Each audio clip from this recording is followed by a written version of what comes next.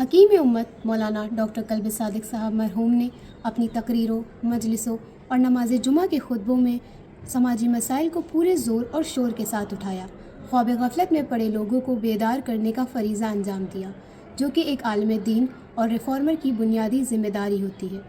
جناب مرحوم نے جہالت، غیر اسلامی رسمیں، شادیوں میں ہونے والی فضول خرچی، جہیز اور تعلیم، ممبر پر بیٹھنے والے حضرات کی ذمہ داریوں جیسے مضمون پر پوری بے باکی اور بلا کسی خوف و ڈر کے ساتھ ہزاروں کے مجمع میں اپنی بات رکھی اور بار بار رکھی۔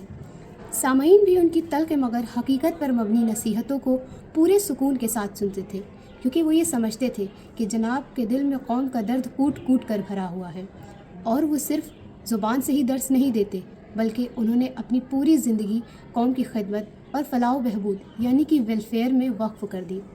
اس مختصر سی تقریر میں ہم حکیم امت کی انہی کچھ نصیحتوں کو سنتے ہیں جو انہوں نے اپنی کچھ تقریروں میں اپنے درد دل کے طور پر بیان کی تھی۔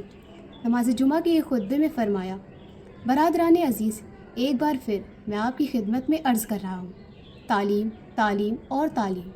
اگر آپ اس دور میں عزت کے ساتھ زندگی بسر کرنا چاہتے ہیں تو ایک وقت کا فاقہ کر لیں، لیکن تعلیم کے خرچے میں کسی بھی قسم کی کوئی کمی نہیں ہونی چاہیے۔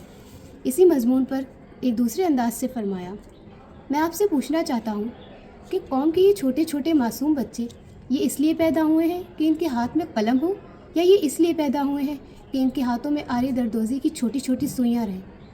یہ ان بچوں پر ظلم ہے کہ جن کو پڑھنا چاہیے آپ ان کی زندگیوں کو تباہ و برباد کر رہے ہیں۔ آنے والا زمانہ علم اور ایجوکیشن کا زمانہ ہے۔ جس قوم کے پاس ماڈرن ایجوکیشن نہیں ہوگی وہ اس دنیا میں ذلیل و خوار ہو کر رہ جائے گی۔ خدا کے لیے آنے والے زمانے کی سنگینیوں کو سمجھیے اور ایجوکیشن کو پرائیورٹی پر رکھیے۔ میں تو نہیں رہوں گا، لیکن آپ اس وقت میری بات کو یاد کریے گا۔ حکیم امت مرحوم نے تعلیم کے ساتھ دوسرے قومی اور سماجی مسائل پر بھی کھل کر اپنے خیالات رکھے۔ انہوں نے اس بات کی کبھی پرواہ نہیں کی کہ لوگ ان کی باتوں کو سن کر خوش ہوتے ہیں یا ان سے ناراض۔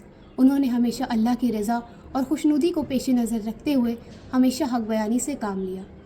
ایک خطبے میں دہیج کی بنا پر ہونے والی لڑکیوں کی شادی میں پریشانی پر فرمایا: کتنا بڑا ظلم ہے یہ کہ اسی لکھنؤ کی بچیاں جن کی کوئی خطا نہیں ہے، جن کا کوئی قصور نہیں ہے، ان کی خطا صرف یہ ہے کہ ان کے ماں باپ کے پاس جہیز دینے کے لیے پیسہ نہیں ہے، تو آپ ان کو یہ سزا دے رہے ہیں کہ تمہاری بیٹیاں بوڑھی ہو جائیں گی لیکن ہم ان سے شادی نہیں کریں گے۔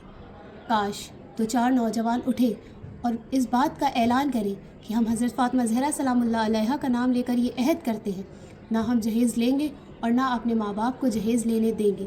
میں آپ کو بتانا چاہتا ہوں کہ اس وقت اس سے بڑی عبادت کوئی اور نہیں ہے۔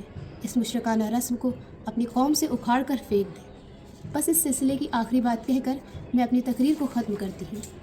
ایک اور خطبے میں جناب مرحوم نے فرمایا تھا کہ اگر میں اس مسجد میں موجود لوگوں سے ایک سوال کروں کہ اس شہر کے مومنین کتنے ہوں گے تو وہ کہیں گے لاکھ، کئی لاکھ۔ لیکن اب میں آپ کے سامنے ایک حدیث رسول صلی اللہ علیہ وآلہ وسلم رکھتی ہوں کہ رسول نے فرمایا: مومن بزدل ہو سکتا ہے، بخیل اور کنجوس ہو سکتا ہے، لیکن مومن کبھی جھوٹ نہیں بول سکتا۔ اس حدیث کو پیش نظر رکھتے ہوئے اب آپ لوگ بتائیے کہ مومنین کتنے رہ جائیں گے؟ شاید کچھ انگلیوں پر گنے جانے کے قابل۔ اس طرح اس شارٹ سپیچ کے ذریعے ہم اس نتیجے پر پہنچے ہیں کہ حکیم امت مرحوم نے اپنی تقریروں کے ذریعے قوم میں پھیلی جہالت، بدعت و خرافات اور بے عملی کو دور کرنے کی حتی الامکان کوشش کی۔ شکریہ۔